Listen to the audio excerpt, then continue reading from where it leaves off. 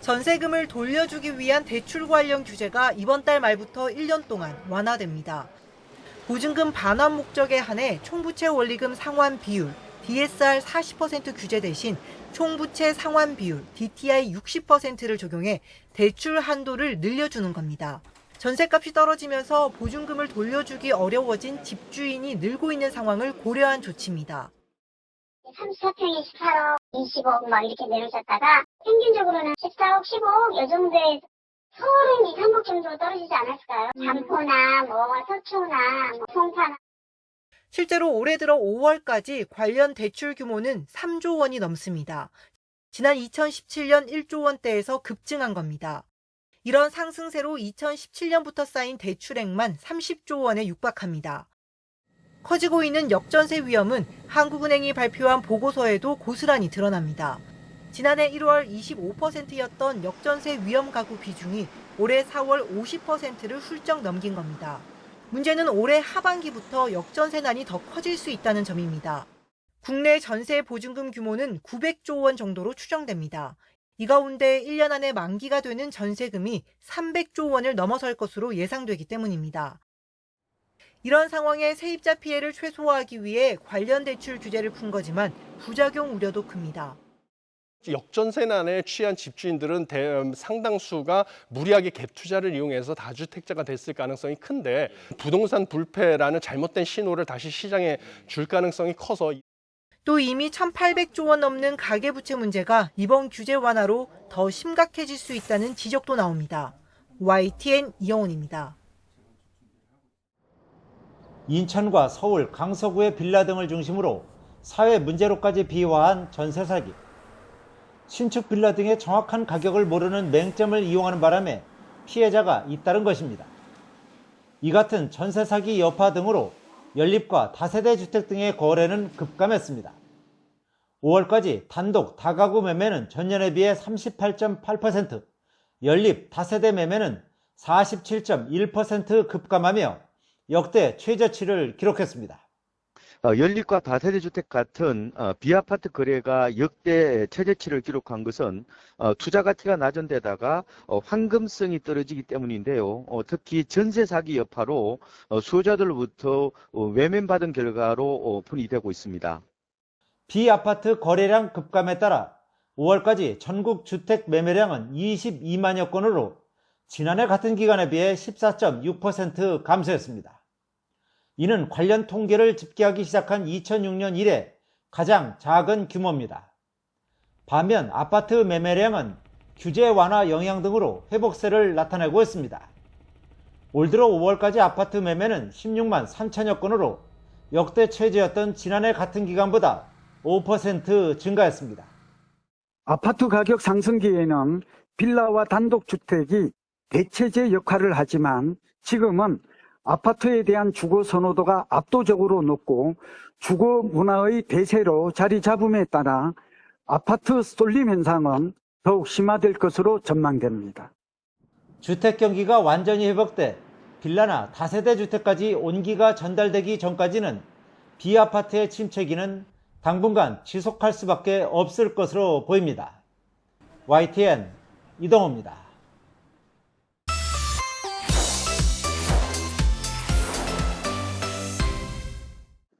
방사능 누출 사고가 있었던 후쿠시마 제1원자력 발전소입니다. 버스에서 사람들이 줄지어 내리고 그 옆으로 흰 안전모를 쓰거나 노란 조끼를 입은 발전소 관계자도 보입니다. IAEA 라파엘 그로시 사무총장은 후쿠시마 현지 방문에 나섰습니다. 인근 지자체와 어업 관계자 등 60여 명과 함께 오염수 관련 대책을 논의했습니다. IAEA 현지 사무소 개설과 관련해 오염수가 모두 안전하게 방류될 때까지 감시와 평가를 이어가겠다고 거듭 강조했습니다.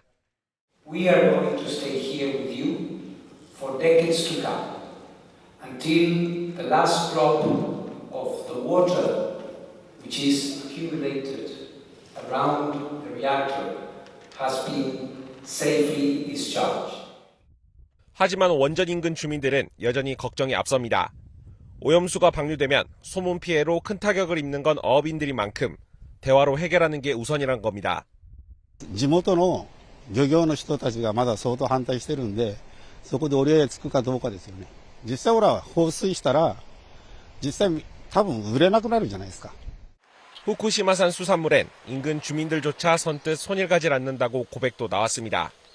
宮城県産とかちょっと離れてるところのものをよく買うかもしれない。福島産って書いてあったらちょっと手出さないかもしれないですね。 일본 정부는 IAEA 최종 보고서를 근거로 오염수 방류가 안전하다는 걸 국내외에 홍보하겠다는 방침입니다. 하지만 주변국 국민들과 마찬가지로 현지 주민들의 불안도 좀처럼 가라앉지 않고 있습니다. 후쿠시마에서 YTN 김태원입니다. 유럽 최대 규모인 자포리자 원전은 개전 이후 주변에서 전투가 계속 이어지면서 핵 재앙 위험이 가시지 않고 있습니다. 우크라이나와 러시아는 IAEA가 제시하는 원전 안전 확보 방안도 거부한 채 서로 상대방이 원전을 위험에 빠뜨리려 하고 있다고 비난해왔습니다. 최근 들어 우크라이나는 러시아가 우크라이나군의 진격을 막기 위해 댐 폭파에 이어 원전까지 파괴할 것이라고 주장해왔습니다. 젤렌스키 대통령은 마침내 러시아의 원전 공격이 임박했다고 경고하고 나섰습니다. Російські військові розмістили предмети, схожі на вибухівку. Можливо, щоб імітувати удар по станції, можливо, у них якийсь інший сценарій, але в будь-якому випадку. 젤렌스키 대통령은 이런 사실을 프랑스 대통령, 나토 사무총장 등과 공유했고 IAEA와도 대책을 논의하고 있다고 밝혔습니다. 우크라이나 정보당국은 앞서 러시아가 원전에 폭발물을 설치하고 관리 직원들도 철수시켰다고 공개했습니다. 이에 대해 러시아는 거짓말이라고 일축하면서 오히려 우크라이나가 자폭 드론 등을 이용해 원전을 공격하려 하고 있다고 맞받았습니다. Они говорят, будто мы сами себя будем взрывать, находясь на ядерном объекте. Ну, надо ли это комментировать? Это просто вранье чистой воды. 이처럼 자포리자 원전 위기가 고조되면서 주변 우크라이나 지역에서는 방사능 물질 누출에 대비한 훈련도 실시되고 있습니다. 끝내 상황이 발생한다면 원전에서 가까운 몇 개 지역에서만 30만 명가량이 우선 긴급 대피해야 할 것으로 예상되고 있습니다. YTN 류재용입니다. 프리고진이 반란을 접은 뒤 나흘 만인 지난달 28일 모스크바에서 무려 1,700km나 떨어진 다게스탄 자치공화국에 푸틴 대통령이 깜짝 등장해 주민들의 환호를 받았습니다. 반란에도 끄떡없고 대중들의 강력한 지지도 여전함을 과시한 겁니다. 그런데 이때 푸틴 대통령을 못 만나 눈물을 흘렸다는 8살 소녀가 이번엔 특별한 손님으로 크렘린궁에 초청됐습니다. Я когда уехал из Дербента, приехал в Москву, мне показали картинку, где ты плачешь. Но я думал, что понятно, что я, к сожалению, не могу поговорить с каждым человеком, который на площади стоит. 호기심 가득한 소녀와 얘기를 나누며 연신 웃음을 터뜨린 푸틴 대통령. 다정하게 안아주고는 머리에 뽀뽀까지 합니다. 네, работай, а потом пойдемте. хорошо? 집무실로 자리를 옮겨서는 느닷없이 재무장관을 호출합니다. 소녀의 고향 다게스탄 공화국에 거액을 지원하기로 했다는 소식을 전하기 위해서입니다. Вы приняли решение о том, чтобы добавить 5 миллиардов рублей на ближайшие годы. Отлично. Скажи спасибо. Спасибо. 크렘린궁이 공개한 이 영상에 대해 영국 스카이뉴스는 푸틴이 배려심이 많고 사려 깊으며 통제력이 있다는 것을 보여주기 위해 기획된 것으로 보인다고 해석했습니다. 프리고진 반란 이후 통치력에 치명상을 입었다는 평가를 잠재우기 위한 고육책으로 이 같은 선전전을 동원해 건재를 과시하고 있다는 겁니다. 한편 크렘린궁이 8살 소녀를 초청한 이 영상을 공개하기 몇 시간 전 러시아군은 우크라이나 북동부 지역에 미사일 공격을 퍼부어 어린이 12명을 포함해 30명 넘게 다쳤습니다. YTN 황보현입니다. 거센 비바람에 아름드리 나무가 밑동을 드러내며 도로를 덮칩니다. 길을 달리던 차량도 그대로 깔렸습니다. 힘겹게 구조 작업이 이어집니다. 강풍과 폭우를 동반한 폭풍 폴리가 네덜란드 북부를 덮친 겁니다. Then I saw people walking around and it stopped raining. So I took my bike outside and I saw all these trees falling down. 풍속은 역대 최대인 시속 146km를 기록했습니다. 때 아닌 여름 폭풍에 네덜란드와 독일에서 사상자가 잇따랐고 공항과 철도, 도로는 마비됐습니다. 보통 10월부터 4월 사이 지나는 폭풍이 이번에는 한여름에 강타한 겁니다. 독일과 덴마크를 핥히고 지날 것으로 예상돼 피해는 더 커질 것으로 보입니다. 예상치 못한 여름 폭풍은 이상기후가 원인일 수도 있는데 미국 국립환경예측센터는 세계 평균 기온이 연일 최고치를 기록하고 있다고 밝혔습니다. 지난 3일 17.01도로 2016년 8월에 16.92도를 갈아치운 데 이어 하루 뒤인 4일에는 17.18도로 나타났습니다. What exactly will happen, we'll have to see, but for sure it will be another hot summer. We will see wildfires, flooding, heat waves. 점점 더 뜨거워지는 지구가 폭염과 가뭄, 아니면 폭우 등 기상이변을 몰고 오는 건 아닌지 전문가들은 걱정 어린 분석을 내놓고 있습니다. YTN 이만수입니다.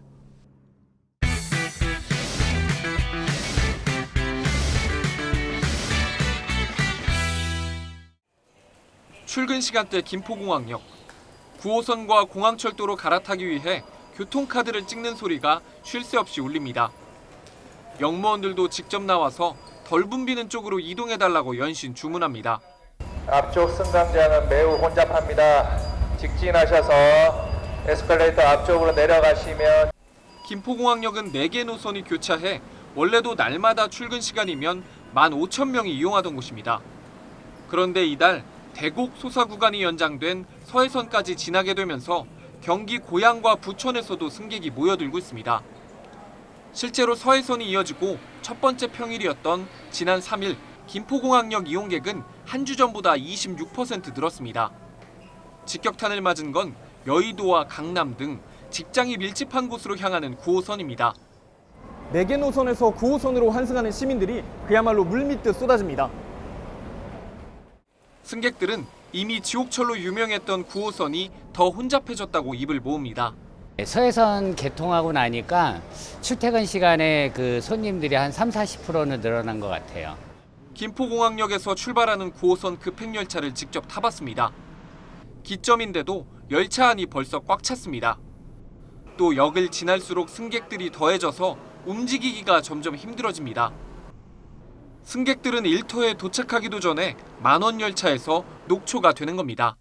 그냥 저는 친구들한테 맨날 그래요. 납작만두 내서 간다고. 서울시는 서해선 연결에 맞춰 9호선 운행을 확대하려 했지만 기계적 결함으로 미뤄졌다고 해명했습니다. 그러면서 이달 말부터는 출퇴근 시간대 급행과 일반 열차 운행 횟수를 각각 2회씩 늘리겠다고 덧붙였습니다. YTN 윤웅성입니다. 광주지방법원과 전주지방법원에 이어 수원지방법원도 정부의 일제 강제징용 피해자 배상금 공탁 신청을 받아들이지 않았습니다. 수원지방법원은 강제징용 피해자인 고 정창희 할아버지의 배우자와 고 박혜옥 할머니 자녀에 대한 공탁 신청을 받아들이지 않는다고 밝혔습니다. 수원지방법원은 공탁을 수리하지 않은 이유로 피공탁자, 즉 유족이 명백한 반대 의사를 표명하고 있다고 밝혔습니다. 애초에 유족이 원하지 않는 상황에서 변제 요건을 갖추지 못해 법원이 배상금을 대신 맡아줄 수는 없다는 겁니다. 공탁제도란 법률적 효과를 얻기 위해 배상금을 법원에 대신 맡기는 절차를 의미합니다. 앞서 일본의 강제동원 피해자 15명 중 4명은 일본 전범기업 대신 우리 정부와 기업이 배상금을 주는 이른바 제3자 변제 방식에 반발하며 거부 입장을 지키고 있습니다.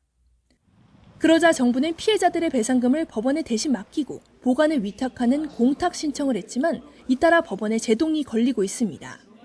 강제징용 피해자에 대한 관할 법원의 공탁 불수리 결정은 이번이 벌써 3번째입니다. 앞서 광주지방법원은 강제징용 생존 피해자인 양금덕 할머니에 대한 배상금 공탁 신청을 받아들이지 않았습니다. 전주지방법원 역시 고 박 할머니와 관련한 공탁 신청을 수리하지 않았습니다. 제3자 변제 안 된다고 제가 1년 전부터 이야기했는데 부득불 된다고 이야기해서 지금 이 사단을 만들어놨는데 정부의 결정이 얼마나 기초적인 법률적 검토도 없이 이루어진 것인지에 대해서 이 밖에 수원지법 안산지원과 평택지원에서도 정창희 할아버지 유족 2명에 대한 공탁이 신청되어 있는데 현재 보정 명령이 내려져 있습니다. 앞서 외교부는 법원의 불수리 결정에 반발하며 이의 신청 절차에 나섰지만 이마저도 수리되지 않고 있습니다. 광주지방법원은 공탁 신청 불수리 결정에 대한 정부의 의의 신청에 대해 이유가 없다며 받아들이지 않았습니다. 법원의 연이은 제동에 막히면서 강제징용 배상금 문제를 하루빨리 매듭지으려던 정부의 계획에 차질이 불가피할 전망입니다. YTN 강민경입니다. 하기태 경북 영천시의회 의장은 이른바 6급 나부랭이 발언을 비롯해 공무원에 대한 폭언과 갑질 논란이 일자 본회의에서 공식적으로 사과했습니다. 그런데 YTN 취재 결과 하 의장 측이 사과한 뒤에도 지역사회 인맥을 활용해 비판 여론을 무마하려고 시도한 정황이 나왔습니다. 지지자들이 돌아다니며 규탄 현수막을 모두 떼버렸고 SNS에 관련 글을 올린 시민에게는 하 의장의 가족이라고 밝힌 남성이 직접 찾아와 지워달라고 요구했다는 제보도 접수됐습니다. 인구 10만의 좁은 지역사회에서 인맥을 동원해 압박하면 여론을 무마할 수 있다는 점을 악용한 겁니다. 사무실문을 열고 들어오는데 처음부터 문신부터 보이고 겁이 났습니다. 불안하기도 불안하고 특히나 문신했는 그분이 버벅 같은 거 할까봐. 공무원 노조에는 하 의장이 공무원이던 시절부터 부서 직원에게 갑질과 폭언을 반복했다는 제보가 쏟아졌습니다. 아래 직원에 이제 입이 담기 어려울 정도의 욕설로 사무실 분위기에 완전 찬바람 불 때가 상당히 많았거든요. 어떤 직원은 같이 근무하면서 저녁 회식 자리에서 따기를 맞고 친구를 찾아가 하소연했다는 이야기도 들렸고요. 논란이 커지자 시의회 안에서도 책임을 촉구하는 목소리가 나옵니다. 의장님이 책임지는 부분에 대해서는 있으면 책임을 마땅히 지셔야 되고 윤리위원회를 왜 만들어놨습니까? 일단은 회부를 해가지고 거기에서도 이야기를 한마디를 좀 해보든지. 이런 상황에도 하 의장이 버티기로 일관하자 노조는 지역구 국회의원 사무실을 찾아가 공천권자의 책임을 촉구했습니다. 자질 없는 시의회를 공천한 이만희 국민의힘 의원과 경북도당에 책임이 있기 때문에 그 책임을 묻기 위해서 오늘 이 자리에 섰습니다. 하 의장은 현수막 철거나 SNS 삭제는 지지자들이 했을 뿐 지시한 적이 없고 다른 의혹도 사실이 아니라고 해명했습니다. 하지만 노조는 사퇴를 요구하며 서울 상경 집회를 예고했고 경찰도 이번 논란과 관련해 범죄 혐의점이 있는지 들여다보고 있습니다. YTN 김근우입니다.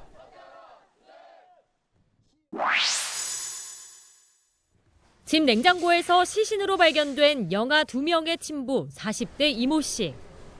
경찰 조사에서 아내의 임신도 출산도 몰랐다고 일축했습니다. 경찰도 휴대전화 포렌식에서 뚜렷한 혐의점을 찾아내지 못했습니다.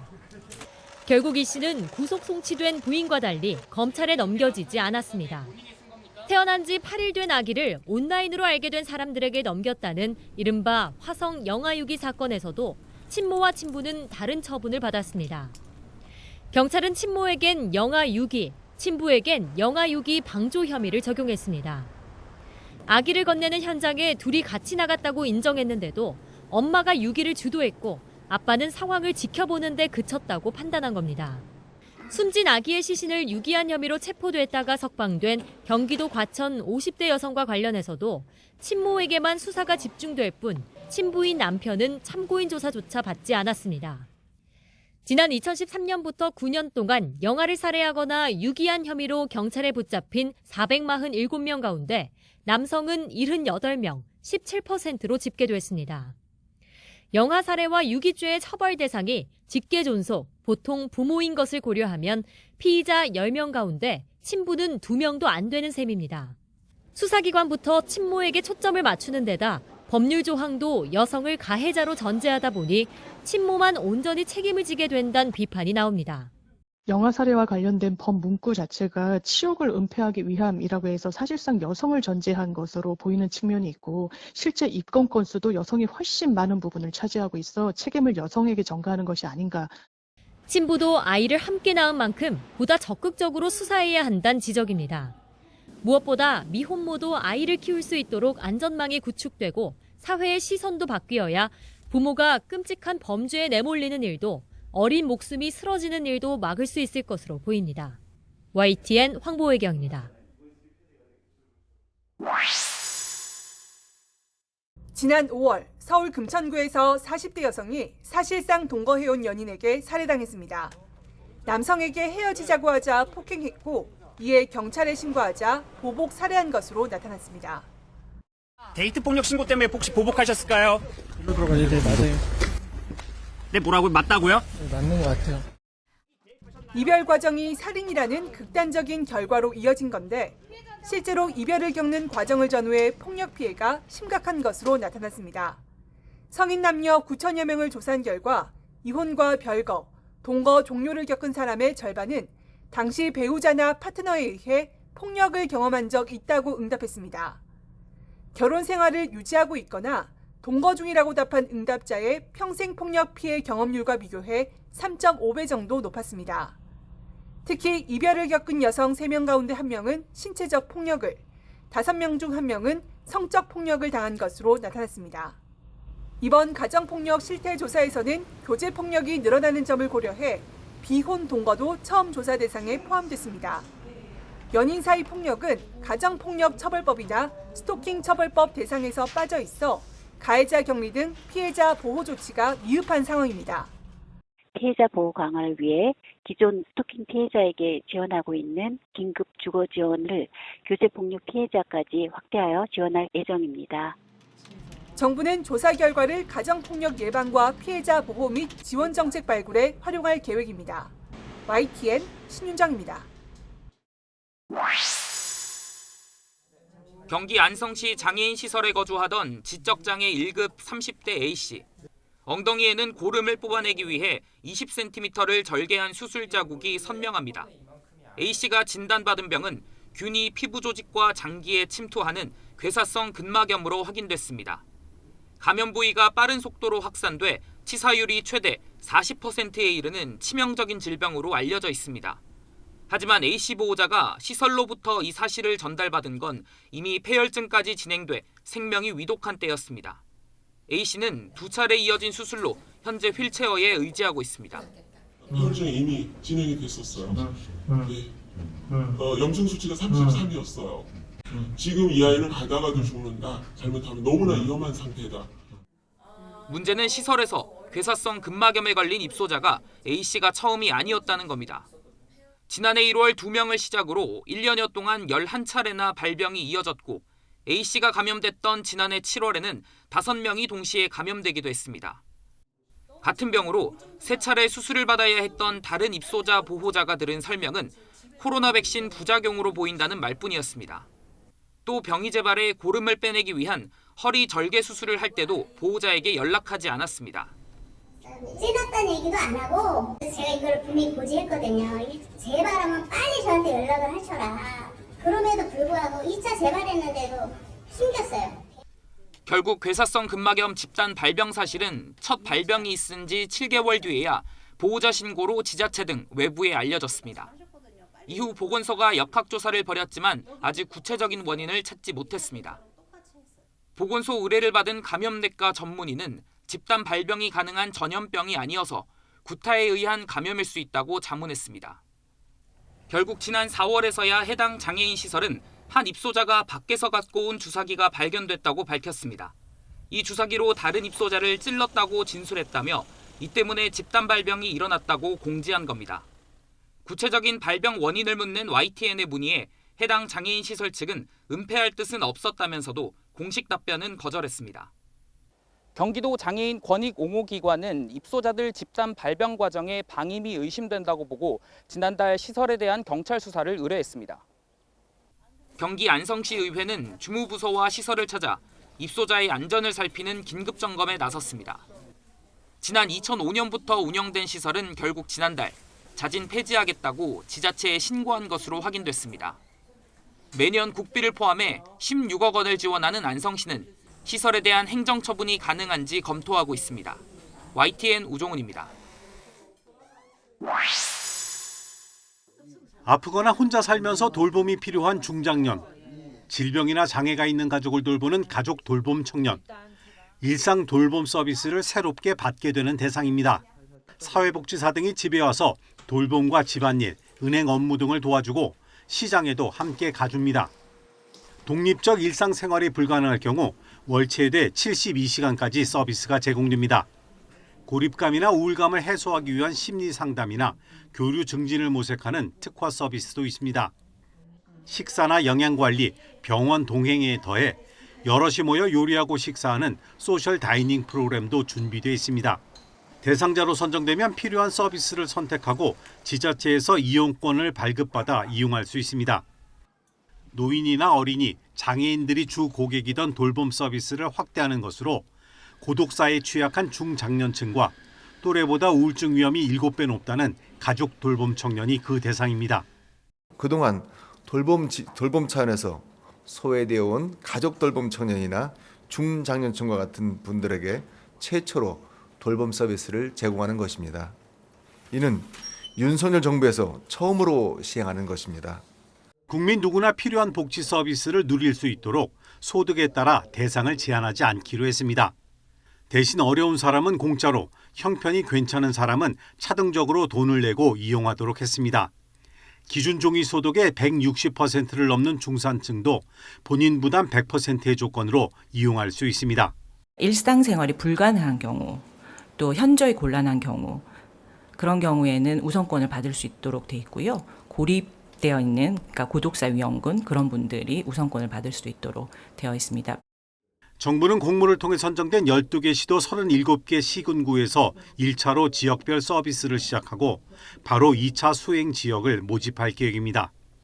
YTN 기종훈입니다.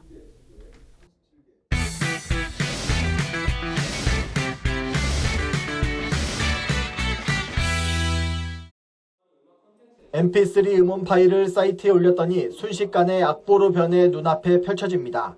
버튼 한번 누르자 익숙했던 발라드 곡이 모차르트풍 클래식으로 바뀝니다.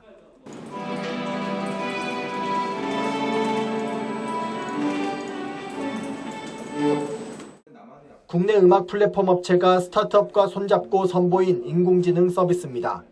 AI가 그려준 악보를 바탕으로 이용자들이 자유자재로 편곡까지 할 수 있습니다. 전문가의 영역으로 느껴졌던 편곡의 진입장벽을 낮춰 창작의 즐거움을 선사하겠다는 취지입니다. 다만 저작권에 대해서 강화된 장치를 뒀습니다.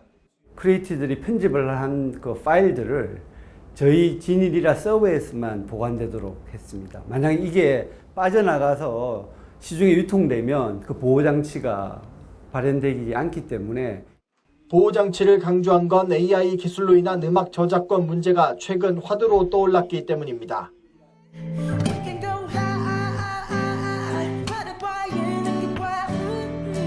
영락없는 세계적인 팝스타 브루노 마스의 목소리지만 사실은 AI로 만든 겁니다. 유사한 사례가 쏟아지자 업계에서는 저작권을 이유로 삭제를 요청하는 등 AI의 음악계 진출을 놓고 갑론을박이 한창입니다. 우리가 사진 찍으면서 포샵 앱을 더 사진을 예쁘게 만들잖아요. 그런 형태의 창작에 도움이 될 수 있는 어떤 도구라고 아직은 생각을 하고 있습니다. 이런 경험과 어떤 작업들을 통해서 법적인 것들이 조금 더 제도가 보완되고 더구나 AI를 활용한 딥페이크 기술로 목소리를 모방해 보이스피싱 같은 범죄에 활용될 경우 심각한 피해를 낳을 수도 있습니다. 범인들이 원하는 형태로 이제 그 메시지를 텍스트로 만들면 텍스트를 음성으로 바꿔주는 그 AI 프로그램이 있어요. 유튜브에 있는 음성이나 이런 걸 좀 따서 그 음성을 가지고 엄마 나 뭐 누구한테 잡혔어 뭐라든지. 하루가 다르게 변해가는 AI 기술 발달로 인간에게 새로운 기회와 가능성을 선사하고 있지만 그만큼 해결해야 할 문제도 쌓이고 있습니다. YTN 양일혁입니다. 지난 4월 산불로 불에 탄 강릉 경포의 한 펜션 앞. 화마의 상처를 치유하듯 아름다운 노랫소리가 울려 퍼집니다.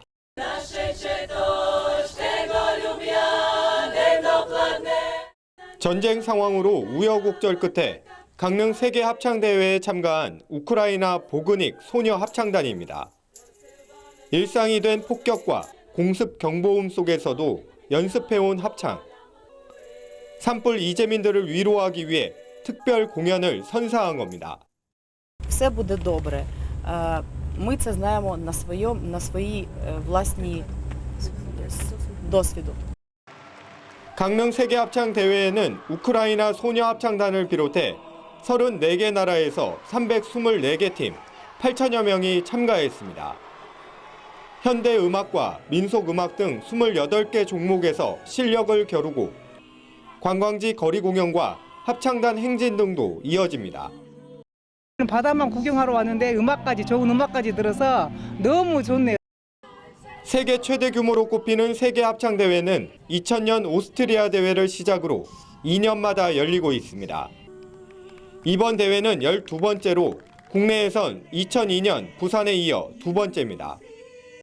Die Chöre aus der ganzen Welt sich treffen, zusammenkommen und für den Frieden singen und für den Frieden demonstrieren.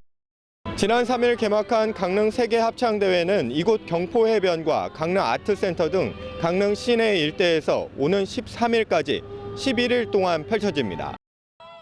합창 공연 정보는 강릉시 홈페이지에서 확인할 수 있고 관람은 모두 무료입니다.